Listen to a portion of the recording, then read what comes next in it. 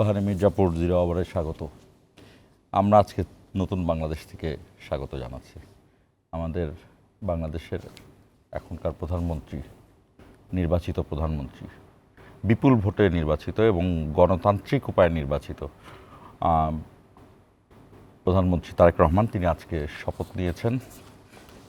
তার মন্ত্রী পরিষদের সদস্যরা শপথ নিয়েছেন, এমপিরা শপথ নিয়েছেন, বিএনপির এমপিরা শপথ নিয়েছেন, জামাত ইসলামী বিরোধী দল, প্রধান বিরোধী দল এবং তাদের জোট আছে এনসিপি সহ আরও কয়েকটি দল, তারা শপথ নিয়েছেন। এখন পর্যন্ত গণতান্ত্রিক যে নির্বাচনের জন্য দীর্ঘ সময় এই জাতি সংগ্রাম করেছে, এই জাতির জন্ম হয়েছে এই সংগ্রামের মধ্যে দিয়ে। বারবার আমরা সংগ্রাম করি, আমাদেরই লোকরা আমাদের কাছ থেকে আবার সেই গণতন্ত্রকে কেড়ে নেয়, আমরাই আবার সংগ্রাম করি। সেই জায়গা থেকে এটি সম্ভবত আমাদের তৃতীয় বা চতুর্থ সংগ্রাম। সেই সংগ্রামে আমরা আবার গণতন্ত্রের পথে উঠেছি এবং সব কিছু এখন পর্যন্ত মানুষের জন্য খুবই কমফোর্টেবল ছিল, মানুষ উৎসাহব্যঞ্জক ছিল।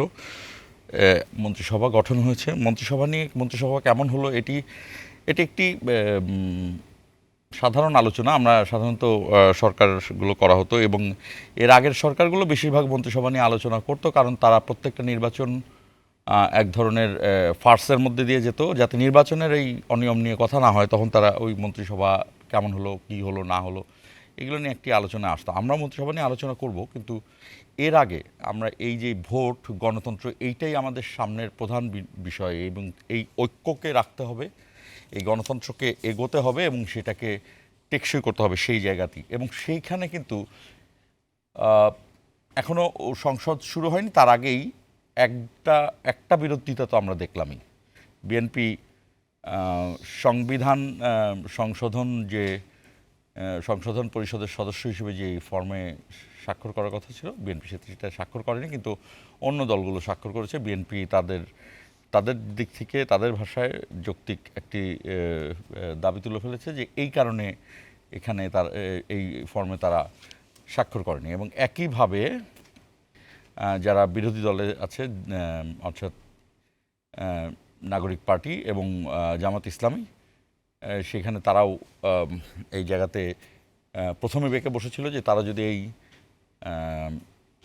বিএনপি যদি স্বাক্ষর না করে, সেক্ষেত্রে তারা মূল যে শপথ, সেই শপথ নেবে না। এরপর একটু সমঝোতা হয়েছে, তারা জামাত নর্মালি সংসদ সদস্য হিসেবে শপথ নিয়েছে এবং তারা অন্যান্য শপথ নিলেও এই যে এতদিনকার পরে যে মন্ত্রিসভাটি গঠন হলো, যে মন্ত্রিসভার ওথ নেওয়া হলো, সেইখান থেকে ওথ নেওয়া হলো। আমি জানি না অধিকাংশ মিডিয়া এইটি খেয়াল করেছে কি না, সংসদ ভবনের দক্ষিণ প্লাজা থেকে ওথ নেওয়া হয়েছে, কারণ দক্ষিণ প্লাজায় সেই 5ই আগস্টের গণ অভ্যুত্থান আছড়ে পড়েছিল স্বৈরাচারদের বিরুদ্ধে। আমরা সেই জায়গাটি মনে করতে চাই। দক্ষিণ প্লাজারকে ঘিরে শহীদ শরীফ ওসমান হাদির বিশাল জানাজায় মানুষ জানান দিয়েছিল যে আমাদের সার্বভৌমত্ব প্রয়োজন। সার্বভৌমত্ব কোনো দলের না, সেটি সিটিজেন পার্টিরও না, জামাত ইসলামেরও না, বিএনপিরও না, কিন্তু সবার, বাংলাদেশের মানুষের। এই দক্ষিণ প্লাজার এই মাঠে এর চেয়েও বড় জানা যায় বেগম খালেদা জিয়ার প্রতি যে অন্যায় আওয়ামী লীগ করেছে এবং জাতিগতভাবে আমরা যে সমষ্টিগতভাবে আমাদের সবচেয়ে চৌকস নেতার বিরুদ্ধে তিনি অন্যায়ের প্রতিবাদ করেছেন, কিন্তু আমরা কিন্তু সেই অন্যায়ের পাশে যে দাঁড়াইনি, সেই প্রতিবাদের পাশে, সেটাও দেখিয়েছেন বিশাল জানাজার মাধ্যমে।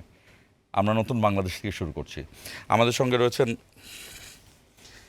জাতীয় নাগরিক পার্টির যুগ্ম সদস্য সচিব সালেউদ্দিন সিফাত এবং নওগাঁ বিশ্ববিদ্যালয়ের নওগাঁ বিশ্ববিদ্যালয়ের উপাচার্য ডক্টর মোহাম্মদ হাসানাত আলী।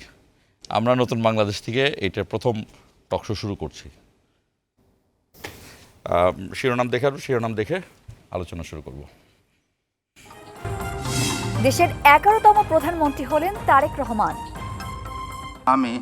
আমি সশ্রদ্ধ চিত্তে তারেক রহমান সশস্ত্র চিত্রে শপথ করিতেছি যে আমি আইন অনুযায়ী সরকারের প্রধানমন্ত্রী পদের কর্তব্য বিশ্বস্ততার সহিত পালন করিব। বিশ্বস্তার সহিত পালন করিব। রাষ্ট্রপতির কাছে শপথ পাঠ, শপথ নিয়েছেন মন্ত্রিসভার সদস্যরাও। শপথ নিয়ে ব্যস্ততায় নতুন প্রধানমন্ত্রী তারেক রহমান। সংসদ ভবনে বিভিন্ন দেশের অতিথিদের সৌজন্য সাক্ষাৎ। মন্ত্রিপরিষদের শপথ অনুষ্ঠান বর্জন জামাত এনসিপির। বিরোধী দলীয় নেতা শফিকুর রহমান, চিফ হুইপ নাহিদ ইসলাম। সংবিধান সংস্কার পরিষদের শপথ নেয়নি বিএনপি। সংবিধান সংস্কার হলে সিদ্ধান্ত বললেন সালাউদ্দিন আহমেদ। জামায়াত এনসিপির শপথ।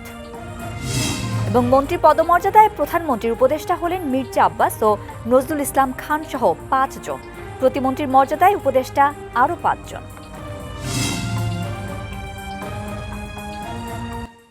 আমাদের আলোচনা শুরু করি। আসলে আলোচনা হাসনাত আলী আপনার কাছ থেকে শুরু করি। আমরা মন্ত্রিসভার আলোচনাটাই একটু পরে আসি, কারণ মন্ত্রিসভার আলোচনায় আপনি স্পেশালাইজড আছেন, আপনি প্রত্যেকটা ধরে ধরে ব্যাখ্যা দিতে পারবেন। আমি সালেউদ্দিন রিফাতের কাছে আসি। এই যে হাসনাত সেই জার্সির টি শার্টটি পরে গেলেন, এটি নিয়ে কিন্তু এক পক্ষ সমালোচনা করলো, সংসদে কেন এই টি শার্ট পরে যাওয়া হলো। আর হাসনাত বলছিলেন যে এটা আমাদের সেই আন্দোলনের সময় এটা পড়া ছিল, এটা পুরোটা ঘামে ভেজা ছিল আমার যতটুকু মনে পড়ে। আমি এই যে এই স্পিরিটটা আছে এখন আপনাদের নাকি দেখানো? না, এখন আজকে তো দেখলেন যে সংস্কার পরিষদের শপথ আমরা নিলাম এবং আমরা গণভোটের জন্য সবচেয়ে বেশি প্রচারণা চালিয়েছি, সংস্কারের জন্য সবচেয়ে বেশি প্রচারণা চালিয়েছি। মানুষজনের কাছে এটা বিচারের দায়িত্ব।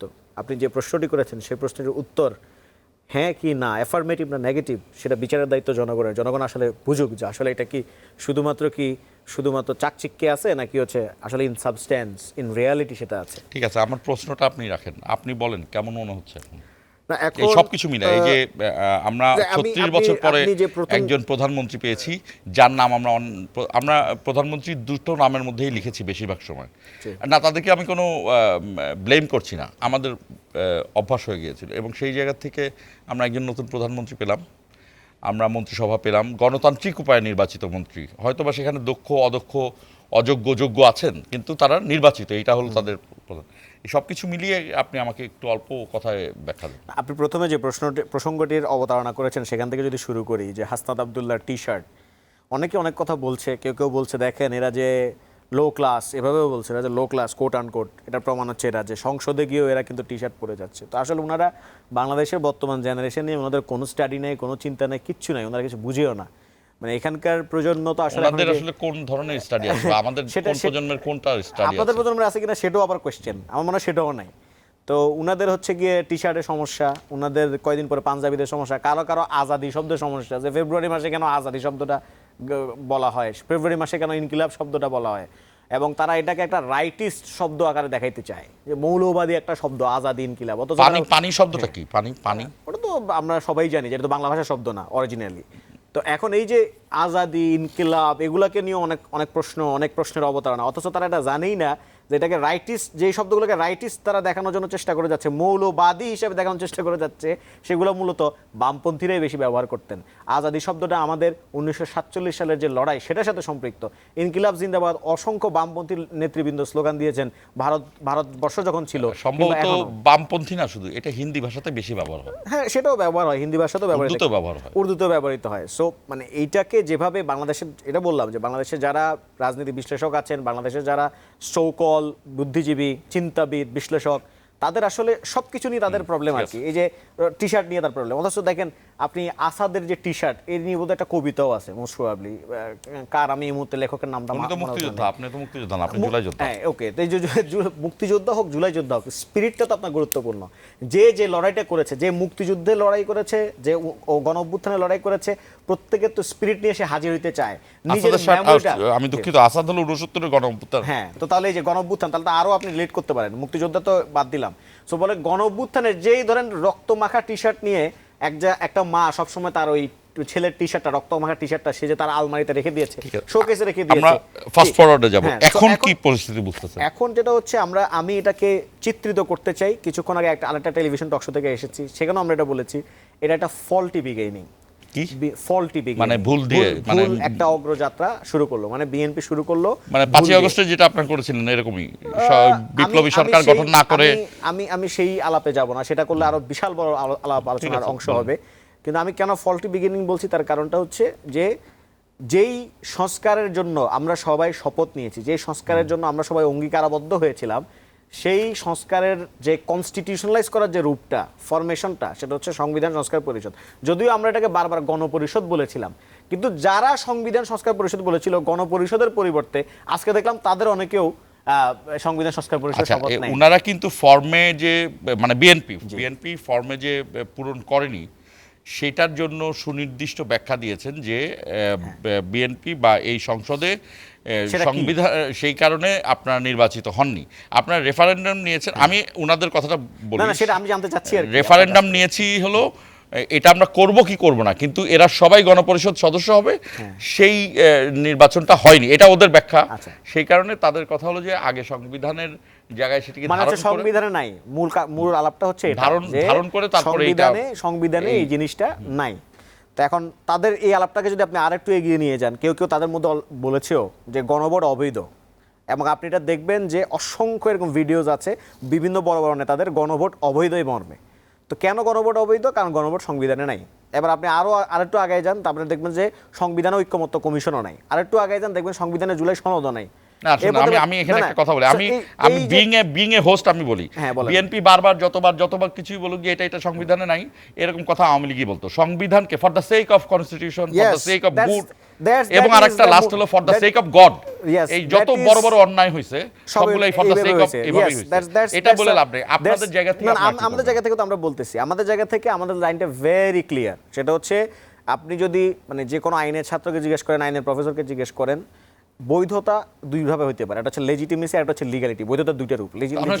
এই শপথ এর জন্য বর্জন করে ফেলবেন গণতান্ত্রিক না, শপথ আমরা তো বর্জন করি নাই। Legitimacy and legality. তো লেজিটিমেসি হচ্ছে আমাদের জুলাই গণ অভ্যুত্থান, এটা ইটসেলফ লেজিটিমেসি, এটার জন্য আলাদা করে আবার এটারে সংবিধানে ঢোকানোর কোনো কিছু নেই।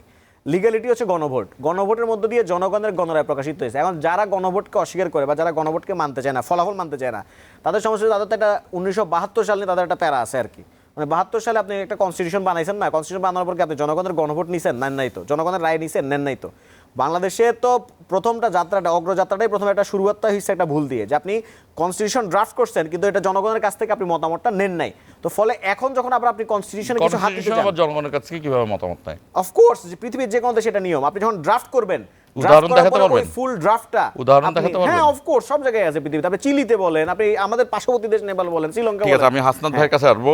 তবে গণভোট পাকিস্তানের 27 বছর লাগছে সংবিধান করতে, মাথায় রেখেন। তো তাহলে আমরা কি তাহলে এখন ওই যে 1972 সালে, না আমি সেটা বলি নাই, পাকিস্তানেরটা সংবিধান সেইভাবে তৈরি করতে এবং মানুষের সমর্থন নিতে 27 বছর সময় নিতে তারা। আমি 30 সেকেন্ড শেষ আর করি। আমরা আরেকজনের কপি পেস্ট করাটা আমরা না এটা কপি পেস্ট ইস্যু না। 30 সেকেন্ড আমি শেষ করি। সেটা হচ্ছে এটা তো আপনি ট্রান্সপারেন্ট করতে হবে। এটা নিয়ে বদরুদ্দিন উমর সাহেব থেকে শুরু করে ফরহাদ মোজার কিংবা আরো যারা বুদ্ধিজীবী, যাদেরকে আমরা বলি গণবুদ্ধিজীবী, তারা কিন্তু তাদের লেখা গণডানপন্থী বুদ্ধিজীবী, হোয়াটএভার, ডানপন্থী বলেন আর বামপন্থী, আমি সেটা বলবো না, গণবুদ্ধিজীবী, তারা কিন্তু তাদের লেখায় বলে গেছেন যে এই সংবিধানটা, 72-এর সংবিধানটা তার গণতান্ত্রিক চরিত্র হারানোর একটা কারণ হচ্ছে এইটা নিয়ে আপনি জনগণের গণরায় আপনি কোনোভাবে নেন নাই। এবং এই সমালোচনাটাও আছে যে যারা 1970 সালে নির্বাচিত সংসদ সদস্য ছিলেন, তারা বেসিক্যালি আরেকটা কনস্টিটিউশন বানানোর জন্য বেসিক্যালি নির্বাচিত হয়েছিলেন। তারা পাকিস্তানের কনস্টিটিউশন বানানোর জন্য নির্বাচিত হয়েছিলেন। তারা কিন্তু স্বাধীন বাংলাদেশের, মুক্তিযুদ্ধ পরবর্তী বাংলাদেশের কনস্টিটিউশন বানানোর জন্য কিন্তু তাদের নির্বাচিত করা হয় নাই। ফলে আরেকটা কনস্টিটিউয়েন্ট অ্যাসেম্বলি হওয়া উচিত ছিল বলে তৎকালীন সময়ে মাওলানা ভাসানী সহ এবং জাসদের যারা ছিলেন তারাও কিন্তু এই ব্যাপারে অ্যাক্টিভিজম করে গেছেন। আমাদের জন্মই আজন্ম পাপ, মানে জন্মটাই আমাদের ভুল দিয়ে হচ্ছে না। জি, সেই প্রসঙ্গটা তো আছেই। হাসানাত আলী, এই দীর্ঘ 1.5 বছর কিন্তু বিভিন্ন জায়গায় আপনি আলোচনা করেছেন কেমন হচ্ছে, কি হচ্ছে। আমাদের এই সরকারের মতো কি মনে করেন জানা যায় না, তবে আমি ভোটের দিন থেকে দেখেছি যে ভোটের দিনে যে যারা ভোট দিতে গিয়েছিলেন তাদের সবচেয়ে বেশি ইমোশন ছিল যে কে কাকে দিচ্ছি এটা আমার কাছে ডাজন্ট ম্যাটার, বাট আমি ভোট দিতে আসছি। হ্যাঁ, এটা খুব গুরুত্বপূর্ণ ছিল যে এই ভোটের মাঠ থেকে ভোটাররা চলে গিয়েছিল। এই সেই ভোটারদের এত সাধের সরকার, সেই জায়গা থেকে সরকারটা কেমন স্টার্টিং হলো কেমন? ধন্যবাদ সংসদ সরকার। ধন্যবাদ আপনাকে। এরপর মন্ত্রিসভার সদস্য আমি থেকে আমি আমরা পরে আমি- আলোচনা আমি করব। আমি সরকার এখনো শুরু করেনি, মাত্র শপথ নিয়েছেন। অতএব আজকেই সরকার নিয়ে আলোচনা করার কোনো সুযোগ আছে বলে অন্তত আমি মনে করি না। আমি প্রথমেই আজকে যিনি মাননীয় প্রধানমন্ত্রী শপথ নিয়েছেন তারেক রহমানের নেতৃত্বে সরকার গঠিত হয়েছে, আমি সমস্ত মন্ত্রী পরিষদের সদস্য, উপদেষ্টা পরিষদের সদস্য এবং প্রধানমন্ত্রীকে আমার পক্ষ থেকে আন্তরিক ধন্যবাদ জানাচ্ছি যে একটি গণতান্ত্রিক ট্রানজিশন শুরু হওয়ার পরে। পাশাপাশি সংসদ সদস্যরা শপথ নিয়েছেন, তাদেরকে ধন্যবাদ জানাচ্ছি। বিরোধী দলের চেয়ারে বসবেন, গত 18 বছরে গঠনমূলক কোনো বিরোধী দল আমরা দেখিনি। কে সরকারি দল কে বিরোধী দল এটিই চিহ্নিত করা যায়নি। বিরোধী দলের আসনে বসে ফ্ল্যাগ লাগিয়েছে, ঘুরে বেরিয়েছে। হোসেন মোহাম্মদ এরশাদ বিরোধী দলের নেতা, উনি শেখ হাসিনার বিশেষ দূত, এগুলোর ডিবেট আছে। জুলাই সনদ দেখেন, আমরা 18 বছরে স্বাধীনতা ছিল এদেশের সার্বজনীন একটা ঘটনা, ঐতিহাসিক ঘটনা। অনেক রক্ত, অনেক ত্যাগের মধ্য দিয়ে আমরা রাষ্ট্র পেয়েছিলাম। সেখানে গুটি কয়েক লোক সেই স্বাধীনতা সংগ্রামে বিরোধিতা করেছিল, গুটি কয়েক। কিন্তু বিগত আওয়ামী লীগ সরকার এই স্বাধীনতাকে নিজেদের পুঁজি বানাতে যে স্বাধীনতাটাকেই এক রকমের ফার্স বানিয়ে দিল। কিন্তু এটি ছিল সকল শ্রেণী পেশার মানুষের আন্দোলনের একটি ফসল, অথচ তারা নিজেদের দলীয় ক্রেডিট করতে যে এই স্বাধীনতা সংগ্রামটাকে একটা জায়গায় আমরা নিয়ে গেছি। যদি আপনি 24শে জুলাইয়ের কথা বলেন, আমি তো তরুণ না, আমি কেন মাঠে ছিলাম? আমি কেন ছাত্রদের কথা মতো লাল পতাকা ফ্ল্যাগ টাঙ্গিয়ে মিছিল করলাম? আমি কেন পুলিশের সামনে দাঁড়ালাম, ছাত্রদেরকে গুলির সামনে দাঁড়িয়ে ছাত্রদেরকে রক্ষা করলাম মতিয়ারের সবুজ চত্বরে? এটা কি শুধু ছাত্রদের আন্দোলন ছিল? কৃষকের আন্দোলন ছিল না? 16 জন ছোট ছোট বাচ্চা গুলিবিদ্ধ হয়ে মারা গেল, তাদের আন্দোলন ছিল না? যে মাটি তার সন্তানকে পাঠিয়ে দিল রাস্তায়, তার আন্দোলন ছিল না? এই যে কোনো একটা আন্দোলনকে নিজেদের বলে একেবারে কক্ষিগত করার যে মানসিকতা, এটা খুব ভালো জিনিস না। বরং এই আন্দোলনটা ছিল সকল শ্রেণী পেশার মানুষের একটি সার্বজনীন আন্দোলন। হ্যাঁ, ছাত্রনেত্ররা সামনের কাতারে ছিল, স্যালুট জানায়। তার মানে কি এই যে রাজনৈতিক দলের সমর্থন ছিল না? ভুলে যাবার কথা নয় যে 5 তারিখে যখন গাজীপুর থেকে মিছিল আসছিল, তারপরে আমাদের সাভার থেকে মিছিল আসছিল, শুধু ছাত্রদের মিছিল ছিল? আপনি তাদেরকেও একটু কৃতিত্ব দেন, তাদের চেতনা কি সেটাও জানতে চান। আপনি জুলাই চেতনার কথা, আমরাও সংস্কার চাই, প্রত্যেকটা মানুষই সংস্কার চায়। বিএনপি রাজনৈতিক দল হিসেবে ডে 1 থেকে তারা বলছে নোট অফ ডিসেন্ট দিয়ে রাখছে, আমরা মানি না। তা আপনি কি জোর করে চাপিয়ে দেবেন? তারা তাদের মত প্রকাশ করার সুযোগ পাবে না? বিএনপি কিন্তু আজকেও ফর্মটা সিগনেচার না, করার সময় করবে বলে না তো, নাই তারা যে তো- না, তারা কিন্তু বলে নাই যে জুলাই সনদ তারা আমি বাস্তবায়ন করবে আমি না। জুলাই সনদের প্রশ্ন না, যে প্রশ্নটি উত্তর হচ্ছে কেন স্বাক্ষর করলো না, ফলটি শুরু। আমি তো কোনোভাবেই মনে করি না ফলটি শুরু। কারণ তারা যেটা বলতে চেয়েছে সেটা তো আপনি শুনছেন না, মানছেন না। আপনি আমারটা বলছেন, আমি আমারটা বলছি। আমি মনে করি এগুলা সমস্যার সমাধান হয়ে যাবে আলোচনার টেবিলে। গত 18 বছর আলোচনার পথ বন্ধ ছিল।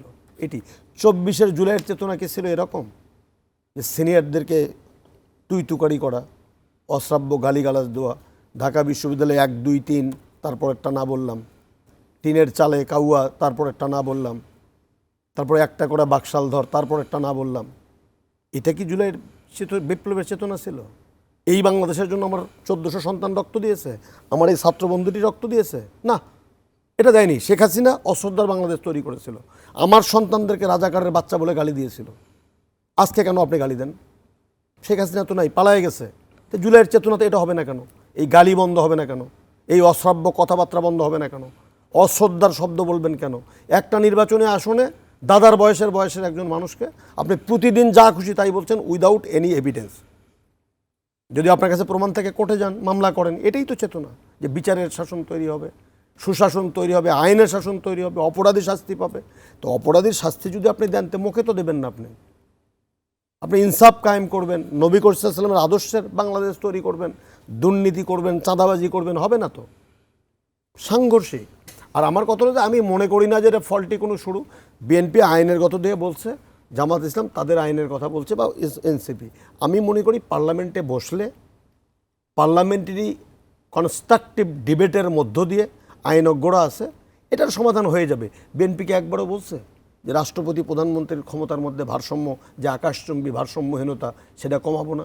বিএনপি একবারও বলছে যে তত্ত্বাবধায়ক সরকার অন্তর্ভুক্ত হবে না। এই যে ইতিহাসের একটা সেরা নির্বাচন হলো কেন? ইতিহাস বলছে বাংলাদেশে 54 বছরের 13টি নির্বাচন হচ্ছে, কোনো নির্বাচন সুষ্ঠু হয়নি দলীয় সরকারের অধীনে, নির্বাচন সুষ্ঠু হয়েছে তত্ত্বাবধায়ক সরকারের অধীনে। এই তত্ত্বাবধায়কের দাবি নিয়ে এই জামাত এবং বিএনপি 18 বছর লড়াই করেছে। তাদের অনেক নেতৃবৃন্দকে ফাঁসিতে ঝুলানো হয়েছে জামাত ইসলামের। ইলিয়াস আলীকে খুঁজে পাওয়া যায়নি, চৌধুরী আলমকে খুঁজে পাওয়া যায়নি, আয়নাঘর থেকে মুজাহিদ সাহেবের ছেলেকে উদ্ধার করা হয়েছে। এই যে বিষয়গুলো, এগুলোকে ভুলে যাই কেন আমি? এগুলোকে ভুলে যাই কেন? এটাই তো বাংলাদেশ। 71কে ভুলে যাব? মানে ভুলে যাওয়াটাই বাংলাদেশ, হ্যাঁ, মানে আমরা না না ভুলে না যাই। না, ভুলে যেতে চাচ্ছিটা কেন? 71কে বাদ দিয়ে কি 24 লেখা যাবে? 71কে বাদ দিয়ে কি 26 লেখা যাবে? 17 বার সংবিধান সংশোধন হয়েছে, প্রয়োজনে 27 বার সংশোধন হবে, অসুবিধা তো নেই। সংবিধান তো সংশোধন করতেই হবে আপনাকে। সংবিধান তো ইটস নট কোরআন না, কেউ তো বলেনি ভাই, কিন্তু আপনি সংবিধানকে ছুঁড়ে ফেলে দিয়ে না, কিন্তু নতুন আমরা করে আপনি এটা রিপাবলিক তো তৈরি দেখেছি করবেন। For the sake of constitution. না না না, for the sake of constitution বলে কোনো কিছু নাই। আপনি কনস্টিটিউশন আপনি অ্যামেন্ড করেন, কোনো সমস্যা। অ্যামেন্ড করার পদ্ধতি আছে, সেই পদ্ধতির মধ্যে আপনি করেন না কেন? বাদ কে করেছে? কিন্তু আপনি ছুঁড়ে ফেলে দেবেন কেন? 71 না পেলে আপনি মানচিত্র পেলেন কোথায়? স্বাধীনতা পেলেন কোথায়? ভূখণ্ড পেলেন কোথায়? সেটাকে ভুল থাকতে পারে, আমি বলছি না যে ভুল নেই, সেখানে সমস্যা থাকতে পারে, আমি বলছি না সমস্যা নাই। কিন্তু প্রশ্ন হলো এই সমস্যা সমাধানের জন্যই তো এত লড়াই, এই সমস্যার সমাধানের প্রথম জন্যই তো এত সংগ্রাম। তাই বলে শপথটা বর্জন, শপথ না, অনুষ্ঠান আমি থাকলেন না দেখেন ওনারা? দেখেন প্রত্যেকটি এটা কি রাজনৈতিক গণতান্ত্রিক অধিকার? হ্যাঁ অবশ্যই, আমি মনে শোনেন, এটি না হলে ভালো হতো। এটা যদি একটা কথা কেন বলছেন না যে এবারের যে সরকার, এই সরকারের পক্ষ কয়টা? 3টা মেজর পক্ষ, বিএনপি জামাত, এনসিপি যোগ হয়েছে পরবর্তী 24-এর পর। তারা তো সবাই 24-এর পক্ষভুক্ত, কেউ তো 24-এর এগেনস্টে না, সবাই তো 24-এর জন্য লড়াই করেছে। আমরা কারু রক্ত তো কম যায়নি। বিএনপির পার্টি অফিসে লাঠি সুটা দিয়ে মামলা দেওয়া হয়েছে, জামাতের অফিস তালা দিয়ে খুলতে পারেনি, একই জেলখানায় ঘুমাইছে তারা, একজন আরেকজনের ইমামতিতে নামাজ পড়েছে তারা। আমার ছাত্র বন্ধুরা আমরা বিএনপির সময় ছাত্র দলের হয়েছে, নিজেদের আমি- সাথে করেনি। বিষয়টা হলো যে এই অসত্যাটা কেন, গালিগালাজটা কেন, কটু কথা কেন, আমরা আর অন্যের প্রতি শ্রদ্ধা থাকবে না কেন, বড়দের প্রতি? হাসনাত আলী, আমি বিরতির সময় হবে, বিরতিতে যাবার আগে আমি বলে যাচ্ছি, রাষ্ট্রপতির সঙ্গে নতুন প্রধানমন্ত্রীর শুভেচ্ছা বিনিময় হয়েছে এবং ইতিমধ্যে কিন্তু অন্তর্বর্তী সরকার ভেঙে দেওয়ার জন্য, সরকার রোধ করার জন্য একটি গ্যাজেট প্রকাশ করা হয়েছে। সালেউদ্দিন সিফাত, আপনার কাছে প্রশ্ন থাকবে সেটি হলো যে এই যে নতুন প্রধানমন্ত্রী এবং তার মন্ত্রিসভা, এটি নিয়ে আমরা এবং আরেকটি দিকে আছে আমাদের বিরোধী দলীয় নেতা পেয়েছি, বিরোধী দলীয় উপনেতা পেয়েছি, বিরোধী দলের চিফ হুইপ ঘোষণা করা হয়েছে। বিরোধী দলের শ্যাডো ক্যাবিনেট করার কথা ছিল, এটা মনে হয় এখনও তারা করেনি, জানি না আমরা ঠিক। এই মন্ত্রিসভা কেমন হলো, এই প্রশ্ন থাকবে বিরতির পরে। দর্শক আমাদের সঙ্গে থাকুন, 1 মিনিট পরে ফিরছি।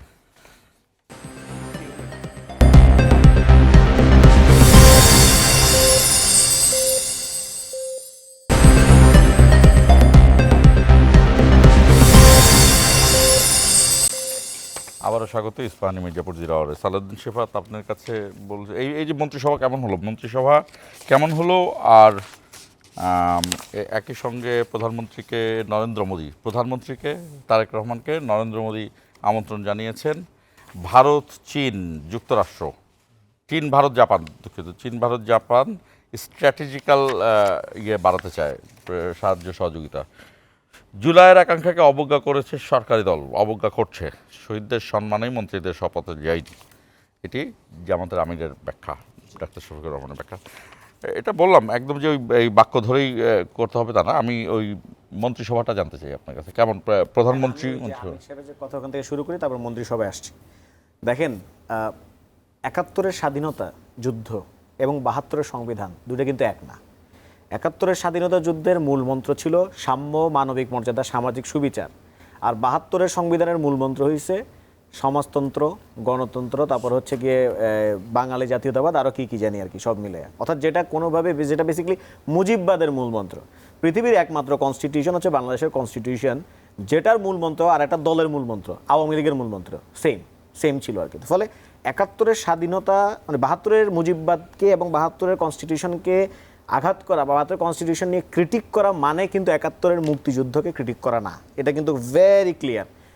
এবং 72-এর পরবর্তী যে সংবিধানটা হয়েছে, যেখানে তত্ত্বাবধায়ক সরকারের ইয়াটাকে উইথড্র করে দেওয়া হয়েছে, অর্থাৎ শেখ হাসিনা যেটাকে বাদ দিয়ে দিয়েছে, সেই সংবিধানটাকে কিন্তু আমাদের প্রয়াত প্রধানমন্ত্রী দেশনেত্রী বেগম খালেদা জিয়া ছুঁড়ে ফেলে দেওয়ার কথা বলেছেন উনি। সংবিধান শুধু আমরা একা ছুঁড়ে ফেলে দেওয়ার কথা বলি নাই, বেগম খালেদা জিয়া কিন্তু সংবিধান ছুঁড়ে ফেলার কথা বলেছে এবং আমরা তার কাছ থেকেই শিখেছি। আর জনগণের যে গণরায়, জনগণের গণরায় কিন্তু মানে আমরা স্যার যেটা বলেছেন সত্য কথা, অভ্যুত্থানে তো সকল ধরনের লোকজন ছিল। শহীদ আনাস ছিল, আবার অভ্যুত্থানের শহীদ ওয়াসিম ছিল যে ছাত্র দলের রাজনীতি করে সাথে জড়িত ছিল। অভ্যুত্থানের শিবিরের একটা নেতা ছিল যে ছাদ থেকে পাথর মেরে যারা ছাত্রলীগ ছিল তাদের এবং আওয়ামী লীগ, অভ্যুত্থানের পুলিশের একজন ছেলে ছিল, অবশ্যই উনিও ছিলেন। মানে অভ্যুত্থানের সকল যখন পুলিশ বাবা জানতে চেয়েছিল কয়টা গুলি লাগে, স্যার মারতে কি একটা গুলিতে এনাফ হয় না নাকি অনেকগুলো গুলি লাগে, এই প্রশ্নটা উনি জিজ্ঞেস করেছিলেন আরেকজন পুলিশ অফিসারকে। তো ফলে অভ্যুত্থানের সকল জনগণ অংশগ্রহণ করেছিল ক্যাটেগরিক্যালি। আচ্ছা, এখন এই সকল জনগণের যে গণরায় সেটা প্রকাশিত হয়েছে গণভোটে। গণভোটে কিন্তু শুধুমাত্র ছাত্ররা ভোট দেয় নাই, গণভোটে সেই কৃষকও ভোট দিছে, দিনমজুরও ভোট দিছে, গণভোটে সেই সংস্কৃতি কর্মীও ভোট দিছে, শিক্ষকও ভোট দিছে, সবাই ভোট দিছে। সুতরাং গণভোটের যে জনরায় সেটা কেবলমাত্র ছাত্রদের না। সুতরাং ছাত্ররাই যে ডিমান্ড করছে যে গণভোটের জনরায় মেনে নিতে হবে, ব্যাপারটা কিন্তু এরকম না।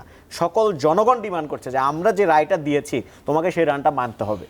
কারণ আমি শুধু 2টা ব্যালটের রায় দিয়েছি, শুধুমাত্র তোমার নির্বাচিত সংসদ সদস্য বানায় নাই, অ্যাট দ্য সেম টাইম তোমাকে এটাও বানাইছি যে তুমি গণভোটের মাধ্যমে আমার যে জনরায় প্রকাশিত হয়েছে সেটাকে তুমি আমানত হিসেবে রেসপেক্ট করবা। ফলে বিএনপির যে বর্তমান সাংসদরা আছেন তাদের কাছে কিন্তু 2টাই তাদের পবিত্র আমানত।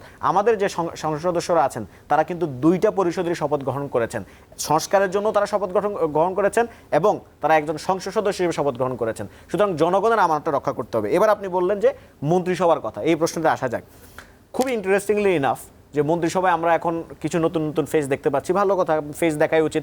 অনেকে ফ্যাসিবাদী আমলে অনেক কষ্ট করেছে, অনেক নির্যাতিত ছিল, নিপীড়িত ছিল, তাদেরকে আমরা শ্রদ্ধা করি এবং খুবই ভালো, দেখে খুব ভালো লাগছে। কিন্তু আমরা কিছু কিছু আবার মন্ত্রিসভায় ফেস দেখতে পাচ্ছি যেগুলো নিয়ে আমাদের প্রশ্ন আছে। যেমন ডক্টর খলিলুর রহমান, তিনি নিরাপত্তা উপদেষ্টা ছিলেন, তিনি এখন আবার দেখলাম যে বিএনপি সরকারের মন্ত্রী হচ্ছেন। আসাদুজ্জামান সাহেব, যিনি অ্যাটর্নি জেনারেল ছিলেন অন্তর্বর্তীকালীন সরকারের আমলে, তিনি হয়ে গেলেন এখন এখানে বোধহয় খুব ভালো একজন মন্ত্রী হবেন আর কি। তো খারাপ কথা না, ভালো তো। আইন বিচারক সংসদ, ওকে, ভেরি গুড। আইন বিচারক সংসদ বিষয়ের মন্ত্রী, খুবই বিজ্ঞ লোক, নিশ্চয়ই ভালো কিছু করবেন আর কি। তিনি বিএনপির মোস্ট প্রবাবলি এই পদের মন্ত্রীরাই বিভিন্ন ধরনের পেঁচালো আইন ও মানবাধিকার বিষয়ক সম্পাদক ছিলেন। আনিসুল হক এই কাজ করছে। জি জি, আবার টকশোতে ধরেন নিরপেক্ষ রাজনীতি বিশ্লেষক থাকা অনেক ব্যক্তি, যেমন আমাদের জাহেদ ভাই, উনাকেও দেখলাম যে উনি প্রতিমন্ত্রী পদমর্যাদায় তারেক রহমান সাহেবের উপদেষ্টা হিসেবে নিয়োগ পেয়েছেন। ভালো কথা। তো এখানে নিরপেক্ষতা নষ্ট হলো কোথায়? না, নিরপেক্ষ নষ্ট হয় না, নিরপেক্ষ খুব ভালো আছে। শুধুমাত্র মানে ওই যে গুপ্ত কথাটা শুধুমাত্র জামাত আর এনজিবির ক্ষেত্রে খাটে আর কি। কিংস পার্টি কথাটা শুধুমাত্র জামাত। না, উনি তো বলে নাই যে উনি কখনোই গুপ্ত বিএনপি ছিল না, তো বলছে কি গুপ্ত। ও আচ্ছা, আপনি খুব গুরুত্বপূর্ণ একটা প্রশ্ন করেছেন। ওনার কিছু ভিডিও দেখা যায় যে আমি বিএনপির দালাল না বা আমি বিএনপি করি না, এইভাবে আমরা তো টকশো করি রেগুলার। উনি এই ব্যাপারে ওনার অবজেকশন ছিল আর কি, সেই জায়গা থেকে বলা। কিন্তু যে বাকি যে দুজনের কথা বললাম, খলিলুর রহমান সাহেব কিংবা আসাদুজ্জামান সাহেব, এটা নিয়ে তো এখন প্রশ্ন উঠবে। কারণ আপনি যখন আপনাকে একটা ক্রিটিক্যাল অ্যানালাইসিস দেই, আপনি একটু ক্রিটিক্যাল অ্যানালাইসিস করেন তো। সালাউদ্দিন আহমেদ এবং খলিলুর রহমান, এই দুইজন আছেন আমার মন্ত্রিসভায়। ক্রিটিক্যাল অ্যানালাইসিস হবে এরকম আর কি। সালাউদ্দিন আহমেদ সাহেব বললেন যে খলিলুর রহমান সাহেব তিনি একজন নিরাপত্তা উপদেষ্টা, তিনি কি জানেন কিনা যে যুক্তরাষ্ট্রের ব্যাকআপ, হ্যাঁ যুক্তরাষ্ট্রের ব্যাকআপ বা আর্মিরা তার কাছে রিপোর্ট করবে, এটাকে ঠিক হচ্ছে কিনা, তিনি হয়তো এই কথাটা বলবেন মন্ত্রিসভায়। আর খলিল সাহেব হয়তো বলবেন যে দেখেন আমাকে আপনি যেভাবে যুক্তরাষ্ট্রের নাগরিক বলতে চাচ্ছেন, আমি বিষয়টা এরকম না আর কি। জানি না কিভাবে কি হইলো, মানে কার বাসা কোন টেবিলে চলে গেছে এটা তো আমি বুঝতে পারছি না। কিন্তু কথা হইলো যে এটা তো জামাতের গান। হ্যাঁ, না এটা এখন বিএনপির ক্ষেত্রে খেটে যাচ্ছে আর কি। তো কথা হইলো আপনার আসিফ মাহমুদ, সজীব ভুঁইয়া, নাহিদ ইসলাম, মাহফুজ আলম, তারা অন্তর্বর্তীকালীন সরকারে ছিলেন। এই কারণে আমাদের জাতীয় নাগরিক পার্টি হয়ে গেছিল কিংস পার্টি। হ্যাঁ, মোটামুটি টেলিভিশন টক শোতে একজন রাজনীতি বিশ্লেষক মোটামুটি মুখের ফেনা তুলে কিংস পার্টি বলে আমাদেরকে গালিগালাজ করেছিল আর কি। তো তারা কিন্তু নির্বাচনের আগে, একজন হচ্ছে মাহফুজ আলম, যিনি এনসিপিতে জয়েনও করেন নাই, বরং এনসিপির বিরুদ্ধে নানা সময় স্টেটমেন্ট দিয়ে থাকেন, তিনি পদত্যাগ করেছেন কারণ নির্বাচনটাকে তিনি নিরপেক্ষ করতে চান। আসিফ মাহমুদ, সজীব ভুঁইয়া, তিনি নির্বাচন থেকে নেমে তিনি নির্বাচনে প্রার্থিতাই করেন নাই। ওকে, এরপরও কিন্তু আমাদেরকে কিংস পার্টি গালিটা শুনতে হয়েছে। তাহলে এখন আমাকে বলেন, নির্বাচনের সময়ে ডক্টর খলিলুর রহমান সাহেব, আমার তার যে স্কিল, তার দক্ষতা, আমার এটা নিয়ে কোনো কোয়েশ্চেন নাই। He is a very accomplished guy এবং ডিপ্লোম্যাসি নিয়ে তার খুবই ভালো হয়তো পড়াশোনা আছে, জানাশোনা আছে, করতে পারেন সেটা। হি is a very good strategist. But উনি তো অন্তর্বর্তীকালীন সরকারের দায়িত্বে ছিলেন। তাহলে আমি কি বর্তমান নির্বাচনের নিরপেক্ষতা নিয়ে আমি কি প্রশ্ন তুলতে পারবো না? না, কোথায় নির্বাচনে তিনি কি করেছিলেন? না, আপনি তাহলে অন্তর্বর্তীকালীন সরকারে যখন আপনি আসিফ মাহমুদ, সজীব ভুঁইয়া ছিল, মাহফুজ আলম ছিল, মাহফুজ আলম তো এটা তো আপনি হাইপোথেটিক্যালি বলছি না। মাহফুজ উনি আলম নির্বাচনের সময় কি খলিলুর রহমান স্পষ্ট কথা, মানে আপনি বলতে যাচ্ছেন নির্বাচনের সময় কি খলিলুর রহমান বিএনপির পক্ষে কাজ করছে? না আমি সেটা মনে হয়? না সেটা তো হইতে পারে। এই প্রশ্ন আমি তুলতে পারি না? অবশ্যই তুলতে পারবো। প্রশ্ন তুলতে অবশ্যই পারেন। তুলতে পারবো। আমি তো প্রশ্নই তুলছি। আমার কাজ তো প্রশ্নই তোলা, রাজনৈতিক দলগুলোর কাজ তো প্রশ্ন তোলা। জনগণকে ডিসাইড করতে দেন। আমাদের দেশের রাজনৈতিক দলগুলো প্রশ্নই তোলে। হ্যাঁ, প্রশ্নই তুলবে এবং রাজনীতি আপনি নির্ধারণ করতে দিবেন সিটিজেনকে দেখে, সিটিজেনরা নির্ধারণ করবে। আপনি এই মাহফুজ আলম তিনি তো এনসিপিতে যুক্তই হন না, এবং এনসিপির বিরুদ্ধে তিনি অনেকবার স্টেটমেন্ট দিয়েছেন, কিন্তু যেহেতু তিনি ছাত্র উপদেষ্টা এবং যেহেতু এনসিপির ব্যক্তিবর্গের সাথে তার এক ধরনের সখ্যতা আছে, আন্দোলনের সখ্যতা আছে, এই কারণে তাকেও কিন্তু পদত্যাগ করতে হয়েছে এবং এই ব্যাপার বলা আছে। ফলে এখন এই যে মন্ত্রিসভা, আমি শেষ করে দেই, ফলে এখন এই যে মন্ত্রিসভা গঠিত হয়েছে যেখানে দুইজন গুরুত্বপূর্ণ ব্যক্তি তারা আবার গুরুত্বপূর্ণ একটা পোস্ট পাচ্ছেন এই সরকারে, নতুন সরকারে। কোন দুজন গুরুত্বপূর্ণ? বললাম আসাদুজ্জামান সাহেবের কথা, তিনি অ্যাটর্নি জেনারেল ছিলেন, খলিলুর রহমান সাহেব। তো ফলে আমাদেরও তো কোয়েশ্চেন আছে। এখন আমরা তো বিএনপিকে হিস্টোরিক্যালি আমরা কিংস পার্টি হিসেবে জানি আর কি। তো এখন কি নতুন করে কিংস পার্টি বলতে হবে? হিস্টোরিক্যালি কিংস পার্টি মানে মানুষজন বলে আর কি। আপনারা এখন খোঁজ খবর নিয়ে দেখেন, আপনারা তো সাংবাদিক, এটা আপনারা পরে আলোচনা করব। হাসান আলী, আমি আপনার কাছে আসতে চাই, মন্ত্রিসভার জায়গাটি কেমন হলো? আমি কিন্তু তার সাথে কনফেস মানে ইয়ে করি না, কিন্তু আমারও একটা প্রশ্ন আছে। খলিলুর রহমানের যোগ্যতার জন্য কিনলো সে ব্যাপারে আমি তাহলে একমত, ঠিক আছে, যে আগামী দিনের পররাষ্ট্র মন্ত্রণালয়টা আমাদের খুব শক্তিশালী হওয়া দরকার। এবং এইখানে আমার টকশোতে একমাত্র মনে হয় আমার টকশোতেই খলিলুর রহমানের ফোরকাস্ট করা হয়েছে যে তিনি মন্ত্রী হতে পারেন, আর সবাই ফেসবুকের লিস্টের মধ্যে ছিল। তো এটা ঠিক আছে, কিন্তু তাছাড়া অন্য কিছু কি আছে কিনা? দেখেন, এটা বিএনপির যিনি প্রধান, মূলত মন্ত্রী পরিষদ তো গঠিত হয় প্রধানমন্ত্রীর একদম প্রধানমন্ত্রীর ইয়েতে, একদম প্রধানমন্ত্রীর ইচ্ছা অনুযায়ী। আমি মনে করি এটাই আইন। আমি মনে করি সেই দিন পর্যন্ত আপনার অপেক্ষা করা উচিত মন্তব্য করার আগে। নিশ্চয়ই প্রেস কনফারেন্স হবে, নতুন মন্ত্রিসভা গঠিত হয়েছে, সেই মন্ত্রিসভায় আপনারা যাবেন, তার কাছে এই প্রশ্নটা করা উচিত, করবেন এবং উত্তরের জন্য অপেক্ষা করবেন, তারপরে মন্তব্য করাটা সমীচীন হবে। এটাই বোধহয় জুলাই 24-এর বোধহয় চেতনা। ঠিক আছে, হ্যাঁ ঠিক আছে। 2 নম্বর যেটা আমি একটু ছোট করে বলি, সেটা হলো যে অনেক কথা বলতেছে আমার ছাত্র বন্ধু, আমি একটু আমার ছোট ভাই আর কি, সরি না এখন আর ছাত্র নাই, ছোট ভাই বললাম, বিষয়টা যেটা হলো যে জুলাই চেতনার কথা বলতেছেন, তাই না?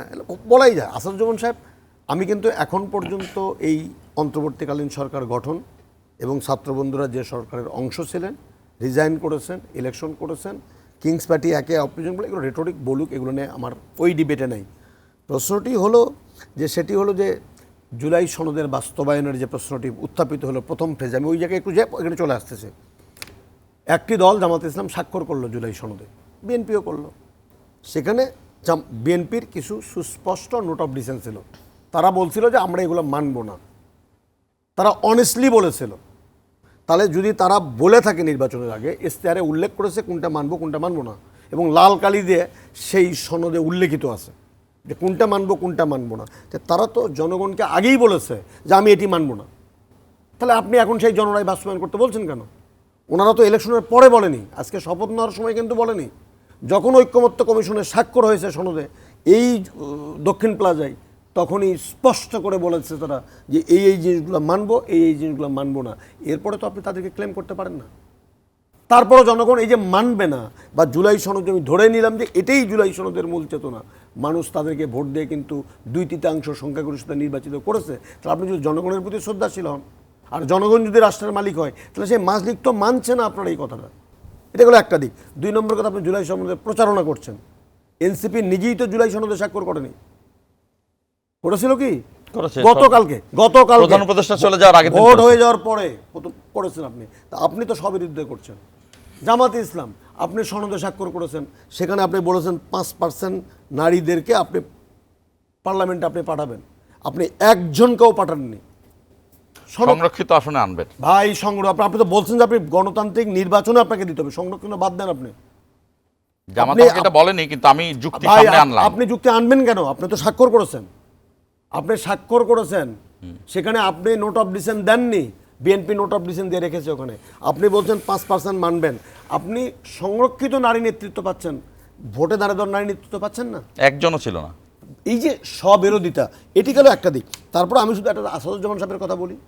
আমি এখনও সংবিধান দেশে বলব, যে সংবিধানের আলোকে আজকে শপথ হয়েছে, যে সংবিধানের আলোকে ওই ছাত্র বন্ধুরা শপথ নিয়েছে, যে সংবিধানের সরকার গঠিত হয়েছে এবং এতগুলো আইন অধ্যাদেশ সংস্কার সব কিছু সংবিধানের আলোকে হয়েছে, সেই সংবিধান মেনে আসাদুজ্জামান সাহেব পদত্যাগ করেছেন। আসিম মাহমুদ সজীব ভুঁইয়া পদত্যাগ করেছেন, সেই সংবিধান মেনে নাহিদ সাহেব পদত্যাগ করেছেন। পদত্যাগ করে সাংবিধানিক বাধ্যবাধকতার মধ্যে নির্বাচনে অংশগ্রহণ করেছেন, জনগণ ভোট দিয়েছে, নির্বাচিত হয়েছেন, প্রধানমন্ত্রী ডিজায়ার করেছেন, এটাও তার সাংবিধানিক অধিকার।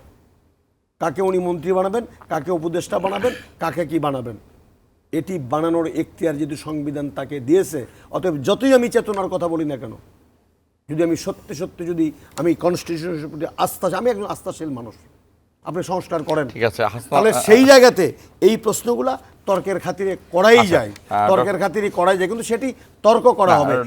তবে আমি একটা কথা বলি, আমরা সংস্কার হওয়া উচিত, হতেই হবে সংস্কার। আমি ওই যে বললাম যে ত্রয়োদশ জাতীয় সংসদ যে নির্বাচন হয়েছে, 14 সালে সেই নির্বাচন হয়নি, 18 সনে করা যায়নি, 24-এ করা যায়নি, 1400 লোক হত্যা হয়েছে, অনেক মানুষ গুম হয়েছে, জামাত ইসলাম বড় বড় নেতারা হয়ে গেছে, আমার ছাত্র বন্ধুরা, এই আসিফরা, মাহফুজরা, তারপরে এই হাসনাতরা, তাদেরকে আয়না ঘরে রেখে মৃত্যুর মুখোমুখি থেকে তারা ফিরে আসছে না, নাহিদরা। এই ধরনের একটি গণতান্ত্রিক বাংলাদেশের জন্য। এবং আজকে মন্ত্রিপরিষদে যে কথা বলছেন, অনেক সমালোচনা থাকতে পারে, এগুলো বিএনপি জবাব দেবে, আমি বিএনপির স্পোকম্যান না যে আমি এই জবাবটা দিতে পারি, আমি দেওয়াটা ঠিক হবে, আমার সঠিক হবে। তবে আমি এতটুকু বলি যে সিনিয়র কিছু নেতৃবৃন্দ আছেন যাদের মন্ত্রী পরিষদ চালানোর অভিজ্ঞতা আছে, একাধিকবার বিএনপির নেতৃত্বে বা 4 দলীয় জোট, যে জোটের মধ্যে জামাত ইসলামও ছিল, সেই জামাত ইসলামের যে মন্ত্রিসভা, বিএনপির যৌথ মন্ত্রিসভা, সেই মন্ত্রিসভার মন্ত্রীরাও কিন্তু শপথ নিয়েছেন। ঠিক একইভাবে আমার এই তরুণ বন্ধুরা যারা একটা নতুন বাংলাদেশ চান, সেই তারুণ্যের রিপ্রেজেন্টেশন সেখানে আছে। অতএব তরুণ এবং বৃদ্ধ বলছি না আমি, সরি, যাদের একটু আমাদের মতো বয়স বেশি, অভিজ্ঞতা সম্পন্ন, এই সমন্বয়টা খুবই গুরুত্বপূর্ণ। কারণ নেতৃত্ব এক গ্রুপ চলে যাবে, পেছন থেকে আরেকটি আসবে, এই যে যে যে কি বলে এটাকে, যে ব্লেন্ডিং হওয়া বা একটা সুসমন্বিত হওয়ার মধ্য দিয়ে বিএনপি যে 31 দফা কর্মসূচি ঘোষণা করেছে, সেই বাস্তবায়নে কতটুকু সক্ষম, কতটুকু দক্ষ ভূমিকা পালন করতে পারে, সেই দিন পর্যন্ত শপথ নেওয়ার পরে একটি মন্ত্রী তাদের দপ্তরে বসেননি, কোনো কাজ করেননি, এখনই বোঝাই অবিবেচকের মতো তাদের সমালোচনা করা মোটেই যৌক্তিক হবে না। অন্তত অ্যাটলিস্ট তাদের হানিমুন পিরিয়ডটা যেতে দেন, তারপরে আমাকে ডাকেন। তাদের কর্মকাণ্ড যদি অগণতান্ত্রিক হয়, 24-এর জুলাইয়ের যদি বিপক্ষে যায়, অবশ্যই কথা বলবো আমি সেই। আপনার কথার সাথে আমিও একমত, হ্যাঁ, যে এত চুলচেরা বিশ্লেষণে সালাউদ্দিন সিফাত যে খুব চুলচেরা বিশ্লেষণে গেছেন তা না, কিন্তু তিনি একটা জেনারেলাইজ আলোচনা করেছেন। হ্যাঁ, তবে আমি আরেকটু আসতে চাই, সেটা হলো যে আমরা স্টার্টিং করলাম এবং আমি আমার জায়গা থেকে এই যে শপথ বর্জন, এটা একটা গণতান্ত্রিক প্রক্রিয়া হিসেবেই ধরে নিলাম। কিন্তু মানে সামনে আসলে আমাদের সংসদের সামনে চ্যালেঞ্জ কি সিফাত? আমাদের সরকারের চ্যালেঞ্জের থেকে আমরা সংসদের চ্যালেঞ্জ প্রথমে জানতে চাই। না, এটা একটা তো হচ্ছে একটা স্টেলমেট সিচুয়েশন অ্যারাইজ করতে পারে, যেহেতু আপনার এনসিপি এবং জামায়াতের নেতৃবৃন্দ তারা একই সাথে সংসদের এবং সংবিধান সংস্কার পরিষদের শপথ গ্রহণ করেছেন এবং বিএনপি সেখানে করেন নাই। ফলে এটা শপথ তো পরেও না, আপনি ধরেন একটা অলরেডি বিরোধী দল লোকজন শপথ করেছে একটা সংবিধান সংস্কার পরিষদের, বিএনপি করে নাই, অর্থাৎ সরকারি দল করে নাই। তো ফলে এখানে তো একটা আইনি জটিলতার জায়গা আছে এবং রাজনৈতিক সংকটের দিকেও কিন্তু ঠেলে দেওয়া হচ্ছে। শপথটা তো তিনি পরেও নিতে পারবেন, মানে আপনি তো সংবিধান সংস্কার যদি বলেন যে আগে কনস্টিটিউশনের অধীনে করবেন, মানে কনস্টিটিউশন এক্সিস্টিং কনস্টিটিউশনের অধীনে বসে অধিবেশন বসায়ে 2/3 সংখ্যাগরিষ্ঠতার বলে তারপর এটা তফসিলে অন্তর্ভুক্ত করবেন, তারপর করবেন। যদিও সেটা এখনো বিএনপি বলে নাই, স্পষ্ট করে বলে নাই, বিএনপি কিন্তু ধোঁয়াশা রেখে দিয়েছে, স্পষ্ট করে কিছুই বলে নাই। তারপর যদি বলেন করবেন, তাও তো এটা একটা রাজনৈতিক সংকটের দিকে চলে যায়। কারণ যেই সময়টার মধ্যে, যে 6 মাস বলেন বা 2 মাস বলেন বা 3 মাস বলেন, যেই সময়টার মধ্যে বিএনপি এই জিনিসটা করবে না, ততদিন পর্যন্ত তো একটা রাজনৈতিক সংকট থাকবেই এবং সেখানে একটা আইনি সংকট, এই যে টিভি টক শোতে আমাদের সারাদিন এরকম যুদ্ধ করে যাইতে হবে। সো এই জায়গাটা তো আপনাদের এই রাজনৈতিক খেলার প্রস্তুতি কতটুকু? মানে আমি ধরে নিলাম যে আপনি যে কথাটা বলতেছেন এটা বিএনপির রাজনৈতিক, আমরা জি বুঝতে পেরেছি আমাদের রাজনৈতিক খেলার এই প্রস্তুতি কেমন। দেখেন, আমরা সবসময় মানে যতদিন পর্যন্ত আমাদের শুরুয়াতটা হয়েছে আর কি, সেই 24-এর 5ই আগস্ট থেকে আমরা যদি বলি এবং যদি আরও স্পেসিফিক্যালি বলি, তখন তো আমরা পার্টি ছিলাম না, আমরা পার্টি হয়েছি বেসিক্যালি ফেব্রুয়ারিতে 2025-এ। তখন থেকে আমরা চেষ্টা করেছি ইতিহাসের সঠিক সাইডটাতে থাকার, রাইট সাইড অফ দ্য হিস্ট্রিতে থাকার। স্যার এখন প্রশ্ন করেছেন যে এনসিপির স্ববিরোধিতা কিনা, যে জুলাই সনদে এনসিপি স্বাক্ষর করে নাই, কিন্তু এখন জুলাই সনদ নিয়ে সবচেয়ে বেশি অ্যাক্টিভিজমটা এনসিপি করেছে। দেখুন, এখানে দুইটা ইস্যু, একটা হচ্ছে জুলাই সনদ ইন সাবস্টেন্স এটা নিয়ে আমাদের কখনোই কোনো আপত্তি ছিল না, বরং আমরাই জুলাই সনদের পক্ষে সবচেয়ে অগ্রগামী ভূমিকা পালন করেছি। এটা যাতে বাস্তবায়ন হয় সবচেয়ে বেশি ভূমিকা পালন করেছি আমরা, এবং সাবস্টেন্সগুলো অর্থাৎ কন্টেন্ট কি কি আসবে, কি কি সংস্কার প্রস্তাবনা থাকবে, এটা আমরা সাজেস্ট করেছি, এটা আমরা প্রপোজ করেছি এবং এটার পক্ষে জোরালো যুক্তি উপস্থাপন করেছি ঐক্যমত্য কমিশনে। আপনি দেখবেন ইনফ্যাক্ট জামায়াতের নেতৃবৃন্দও কিন্তু এরকম জোরালো যুক্তি উপস্থাপন করেন যেরকম আমরা করেছি। আমরা এই ফাইটটা দিয়েছি, অনেকটা গণপরিষদীয় ফাইটের মতোই হয়েছিল। তো ফলে এনসিপির জুলাই সনদের সাবস্টেন্স নিয়ে, কন্টেন্ট নিয়ে দ্যার ইজ নো কোয়েশ্চেন, আমাদের কোনো ডাউট নাই, কিচ্ছু নাই। আমাদের প্রশ্নটা ছিল প্রসিডিওরের। আপনি যদি জুলাই সনদটাকে জুলাই ঘোষণাপত্রের মতো জাস্ট একটা কাগজে দলিল করবেন আর বলবেন যে আমার এটা মানতে, এটা সাইন করতে, আমি তো করবো না। কারণ আপনি যদি বাস্তবায়ন পদ্ধতি না দেখান, সেই জায়গা থেকে আমরা বারবার বলেছি যে আপনি আগে বাস্তবায়ন পদ্ধতি দেখান, তারপর আমরা সাইন করব। আমাদের আন্দোলনের ফলেই, আমাদের এই ধরনের আবদারের ফলে, আমাদের এই ধরনের কথাবার্তার ফলে, দুইটাই আবদার এবং আন্দোলন, ঠিক আছে, আপনি যেভাবে আপনি এটাকে ফ্রেম করতে চান, এগুলোর ফলেই সরকার বাধ্য হয়ে জুলাই সনদ বাস্তবায়ন আদেশটা জারি করেছিল, বাধ্য হয়ে গণভোটের কথা বলেছিল। বিএনপির অনেকে তো গণভোটকে পাত্তাই দেয় নাই, কথায় কথা বলছে গণভোট অবৈধ, কথা বলছে গণভোটের কোনো সাংবিধানিক ভিত্তি নাই। কিন্তু আমরা আমাদের পজিশনে অটল ছিলাম, আমরা আমাদের পজিশনে অনড় ছিলাম, যার কারণে সর্বশেষ আমরা দেখতে পাই যে জুলাই সনদটাকে বাস্তবায়ন করার জন্য একটা বাস্তবায়ন আদেশ এবং গণভোটের আয়োজন হলো। ফলে আমাদের প্রবলেমটা কোনোভাবে সাবস্ট্যান্টিভ ছিল না, এটা ছিল টেকনিক্যাল যে ইস্যুটা সেটা। তো ফলে যেহেতু গণভোট আয়োজন হয়ে গেছে এবং গণভোটের মাধ্যমে জনগণের রায় প্রকাশিত হয়ে গেছে, ফলে এখন তো আমার তো জুলাই সনদে সাইন করতে কোনো বাধা নাই। আমার টেকনিক্যাল যে সমস্যাটা ছিল সেই সমস্যাটা দূরীভূত হয়েছে। গণভোট যেহেতু হয়েছে আপনার সেই এই কারণে এরপরে যে এবং আমরা আমাদের সেই স্বাক্ষরটা করেছি, তার মানে হচ্ছে আমাদের তো সাবস্ট্যান্টিভ কোনো ইস্যু নাই। ফলে যেটাকে এইভাবে দেখানো হচ্ছে এনসিপি সহবিরোধিতা, সহবিরোধিতা কাকে বলে? সহবিরোধিতা বলে হচ্ছে এইটাকে, যে আপনি ওই জুলাই সনদ এবং বাকি সব কিছুতে আপনার পলিসি রিফর্মে আপনি বলে আসছেন যে আমি নারীদের প্রতি খুবই ফ্রেন্ডলি, আর ওইদিকে আপনি গ্রামে গঞ্জে তৃণমূলে আপনার নেতা কর্মীরা গিয়ে হামলা করে হচ্ছে নারীদের উপর, জামায়াতের নারী কর্মীদের উপর। কেন? তারা হচ্ছে বোরকা পরে নাকি ভোট জালিয়াতি করতে পারে, ভোট ডাকাতি করতে পারে, এবং বিকাশ নাম্বার নাকি তারা খুঁজতেছে। এই কারণে আপনি তাদেরকে আইনের হাতে সোপর্দ না করে, আপনি ফরমালি অভিযোগ না জানিয়ে, লিগালি কোনো স্টেপস না নিয়ে আপনার তৃণমূলের নেতা কর্মীরা গিয়ে হামলা করে জামাতের নারী কর্মীদের উপর, এটাকে বলে সহবিরোধিতা। এনসিপিটা সহবিরোধিতা ছিল না, এনসিপির right side of the history ছিল। হাসানাত আলী, তাহলে এই জুলাই সনদ কি, জুলাই সনদের মানে আমি যতটুকু বুঝি যে সংসদ শুরুর পরে কিন্তু এইটাই সামনে আসার কথা, তো এই জায়গাটা কিভাবে? দেখেন, আমি কিন্তু আপনাকে স্পষ্ট করে কথা বলেছি, ওনারা ওনাদের কথা বলেছে, বিএনপির কথা বলেছে, জামাতের কথা বলেছে। তা আমি যদি ধরি যে বিএনপি ওনারা স্পষ্ট কথা বলছেন, পদ্ধতি হয়নি, তারপরে গণভোট হয়েছে, স্বাক্ষর করছেন, তো বিএনপি তো বলছে আমরা স্বাক্ষর করব না, মানবো না, কতদূর মানবো না উল্লেখ করে দিয়েছি, তারপরে কেন চাপ দিচ্ছেন? আমি তো বলেছি আমার এই মানবো না, এটা জানার পরও মানুষ আমাকে ভোট দিয়ে নির্বাচিত করেছে এবং 212টি আসনে নির্বাচিত করেছে, 2/3 সংখ্যাগরিষ্ঠতায় নির্বাচিত করেছে। আমি প্রথমেই ডে 1 বলেছে স্বাক্ষর করে, এবং আমি মানবো না এই কথা বলেই স্বাক্ষর করেছে, এবং আমি মানবো না এই কথা আমি বুঝি নাই, আমি নোট অফ ডিসেন্ট দিয়েছি যে আমি এটা মানি নাই।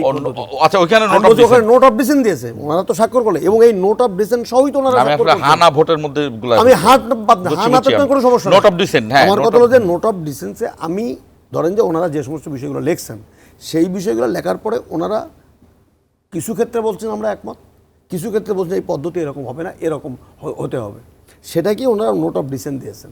জামাতেরও নোট অফ ডিসেন্ট আছে, এনসিপিরও নোট অফ ডিসেন্ট থাকার, ছোট ছোট দলগুলোর। আমার প্রশ্ন হলো যেটা নোট অফ ডিসেন্ট আমি দিয়ে রাখলাম, সেটা আপনি আমাকে বাস্তবায়ন করার জন্য বাধ্য করতে কি পারেন? আমি তো এটা করব না এই কথা তো ঘোষণা দিয়েছি পাবলিকলি, এবং ওই সনদেই বলা আছে যে সমস্ত নোট অফ ডিসেন্ট আছে তা স্ব রাজনৈতিক দল তাদের ইশতেহারে উল্লেখ করবে। বিএনপি সেই ইশতেহারে উল্লেখ করেছে, জামাত ইসলামও ইশতেহারে উল্লেখ করেছে। উনি জামাতকে মারল, অন্যায় করছে। যদি বিএনপির কোনো নেতৃবৃন্দ নারী নেত্রীকে মেরে থাকে নিশ্চয়ই অন্যায়, কিন্তু উনি একবারও বললেন না যে জামাত ইসলাম এই 168 জন আসন দিল, একটিও নারী নেত্রী দিল না, সেটা আমার ছোটো ভাইটি বলল না, সেটা ছোটো ভাইটা কিন্তু বললো না। ভাই শেষ করি, হ্যাঁ বলো, তোমারটা তুমি বলো, এটা কিন্তু উনি বললেন না। আর আমি বলতেছি এখানে দাঁড়িয়ে থেকে, যদি কোনো মায়ের প্রতি যদি আঘাত হয়ে থাকে অবশ্যই তার বিচার হওয়া উচিত, মামলা হওয়া উচিত, কিন্তু এই রাস্তায় দাঁড়িয়ে দাঁড়িয়ে অশ্রদ্ধা করা উচিত না, কটূক্তি করা উচিত না, অবশ্যই প্রচলিত আইনে। এটিই জুলাই চেতনা ছিল, যে আইনের শাসন প্রতিষ্ঠা করা, ন্যায় বিচার প্রতিষ্ঠা করা, সুশাসন প্রতিষ্ঠা করা, আইন শৃঙ্খলা বাহিনীর জন্য দল দাসে পরিণত না থাকে, এগুলোই সংস্কার। তাহলে আমরা অপেক্ষা করছি সংসদ অধিবেশন সম্ভবত 26 তারিখে, এবং আপনি এই ডিবেটগুলো এখানে না করে পার্লামেন্টের ডিবেটগুলো করতে দেন। আমি তো মনে করি আশাবাদী মানুষ, 18 বছর তো আলাপ হয়নি, সংলাপ হয়নি। বিএনপির চেয়ারপারসন শপথ নেওয়ার আগে এনসিপির নেতার বাড়িতে গেছেন? বাংলাদেশে এর আগে কখনো হয়েছে? জামাতের নেতার বাড়িতে গেছেন? এর আগে কখনো? এই জন্যই তো নতুন বাংলাদেশ। এগুলাই নতুন বাংলাদেশ। কখনো কি হয়েছে এরকম কোন নজির? কোনোদিনই এই নজির হয়নি। এই নজির স্থাপিত হচ্ছে। আবার ওদিকে জামাতের নির্বাচনের আগে জামাতের আমির তারেক সাহেবের অফিসে যা বলেননি যে আসেন আমরা একসাথে দেশটা গড়ি? তাহলে এই যে একটা পজিটিভ গেস্টার, কথায় কথায় এখানে বড় বড় সমালোচনা করলাম, দোষ ধরলাম না, বরং যেখানে একটু যেখানে সংকট আছে, সংকট সমাধান করার জায়গা হলো পার্লামেন্ট। দাঁড়ান, আপনি বলছেন যে পার্লামেন্টে সরকার এবং বিরোধী দলের কি ভূমিকা হবে। জামাত ইসলাম এবং বিএনপি, এনসিপি নাই। জামাত ইসলাম বিএনপি 18 বছর একসাথে সব জায়গায় ছিল। একটু বলি কেন কেন থেকে আসি, আমরা কন্টিনিউ করব। আপনি বলতে দেন, আমাদের সঙ্গে থাকুন, 1 মিনিট পরে ফিরছি।